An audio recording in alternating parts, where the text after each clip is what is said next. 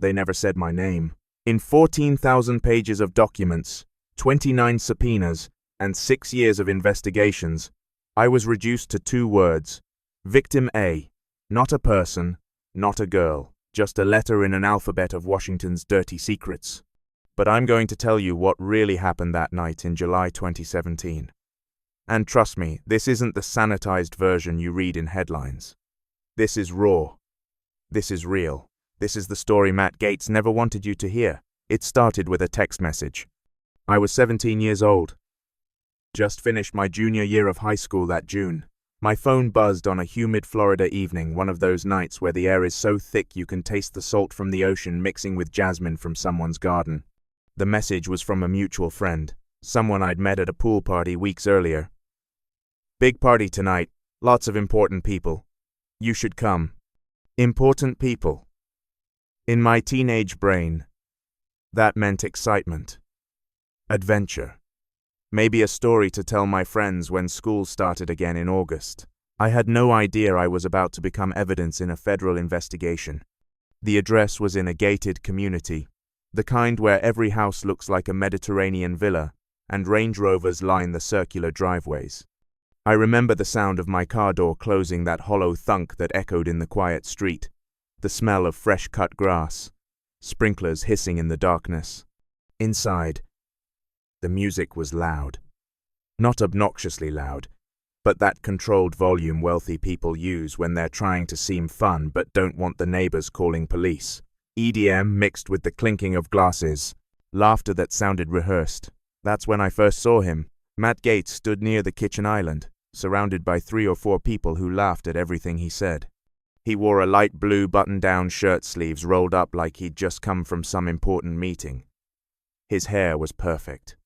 That politician hair that doesn't move even when you're talking. He looked at me. Not the way adults usually look at teenagers, with that dismissive glance that says, "You're not interesting yet." No. He looked at me the way predators look at prey. Interested, calculating, hungry. "What's your name?" he asked, walking over with 2 drinks in his hands. I told him. He didn't ask anything else. Not where I went to school. Not how old I was. Not why I was there. He just handed me a drink and said, "You look like you could use some fun." The liquid was clear. Vodka, I thought. Maybe gin. It burned going down. That kind of burn that makes your eyes water, but you pretend it doesn't because you want to seem sophisticated. Someone offered me a pill. "It's just ecstasy," a girl next to me said. She was maybe 22. 23. Blonde hair extensions. Fake eyelashes that look like spider legs. Makes everything feel better. I'd never done drugs before. Never. But everyone was taking them. The girl. 2 other women. A guy I didn't recognize. And when I looked at Matt Gaetz, he was swallowing something too, so I took it. You want to know what it feels like? Imagine every nerve ending in your body suddenly waking up.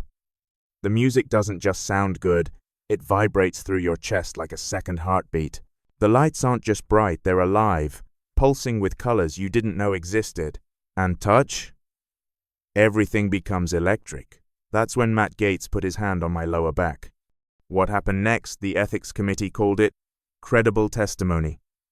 The FBI called it insufficient evidence. Matt Gaetz called it false allegations. I call it rape. Not the violent kind you see in crime shows. Not the stranger in the alley kind that people imagine when they hear the word. But the kind that happens when a 35-year-old congressman leads a 17-year-old high school junior into a bedroom while she's high on ecstasy and everyone pretends it's normal. I remember the feeling of the bedspread, some expensive fabric that felt cool against my skin. I remember the sound of the door closing. I remember thinking, through the chemical haze in my brain, this is actually happening.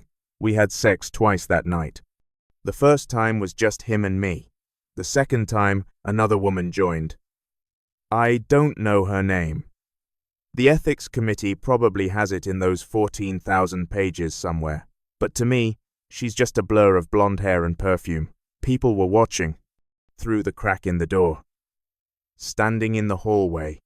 I could hear them laughing, making comments.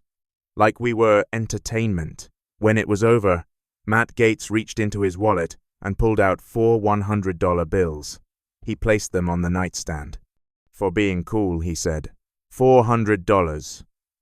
That's what the House Ethics Committee called payment for commercial sex.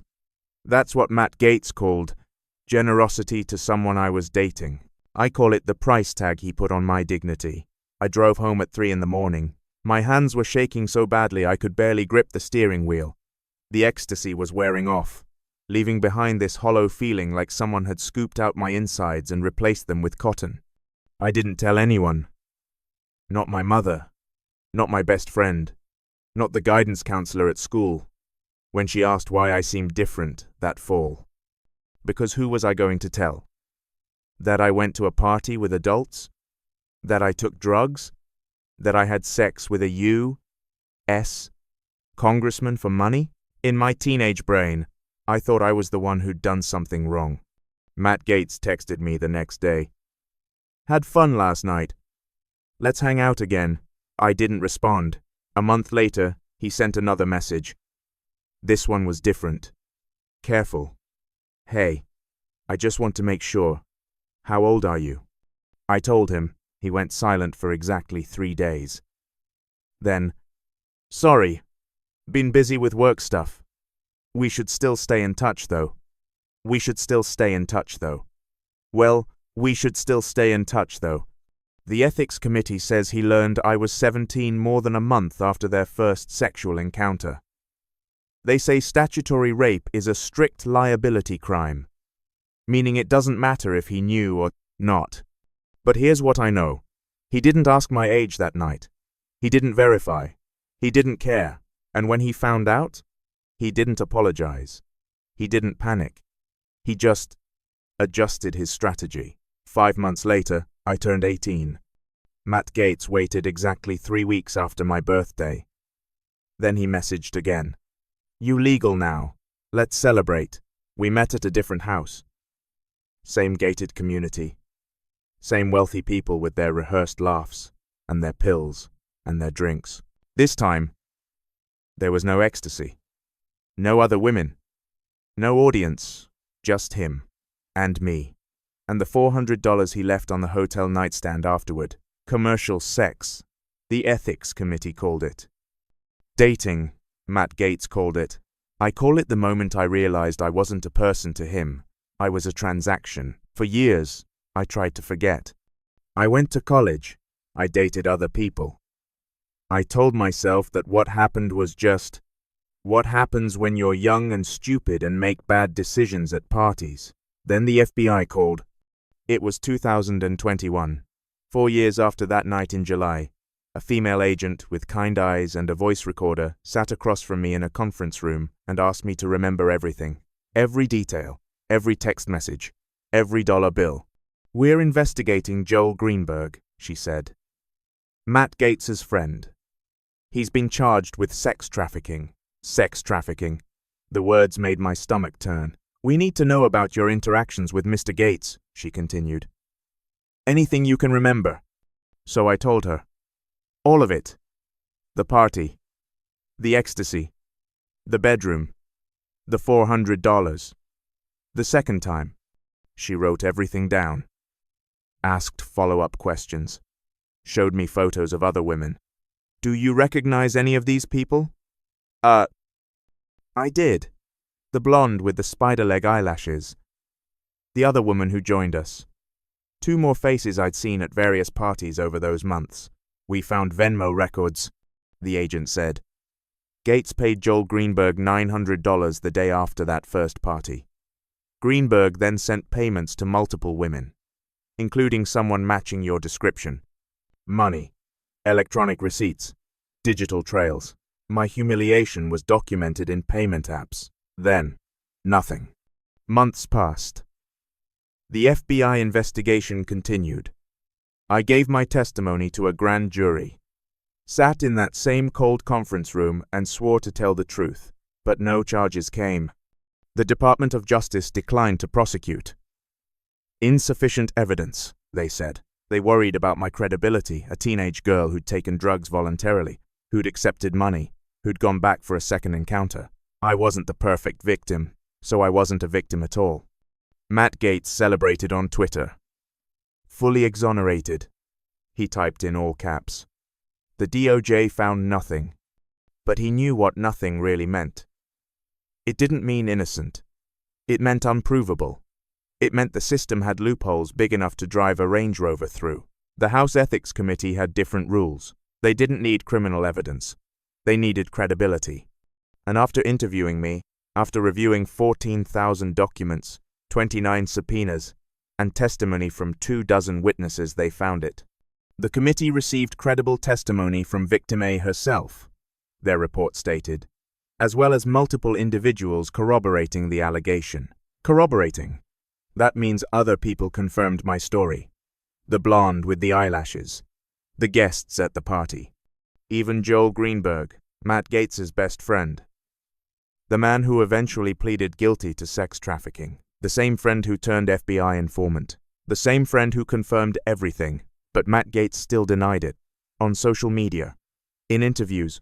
In a lawsuit he filed, trying to stop the ethics report from being released. False allegations, he screamed into the void of Twitter. Weaponization of government. The Ethics Committee responded with cold, bureaucratic language. Representative Gaetz violated House rules and other standards of conduct, prohibiting prostitution, statutory rape, illicit drug use, impermissible gifts, special favors, and obstruction of Congress. Statutory rape. They finally said it. You want to know the hardest part? It's not the testimony, not the lawyers, not even seeing his face on TV defending himself with that practiced smirk. It's knowing my name will never be said. I'm victim A. Forever. A letter in someone else's story. Matt Gaetz gets to be a person. He gets to resign from Congress. He gets to host a talk show on One America News. He gets to stand next to Trump at rallies and play the martyr. I get to be anonymous evidence.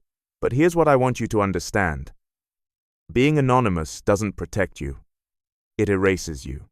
Every time someone says, alleged victim, I disappear a little more. Every time a news anchor says, accusations of sexual misconduct with a minor, I become less real. I'm not an allegation. I'm not misconduct. I'm not a statistic in a House ethics report. I'm a woman who was 17 years old when a sitting U.S.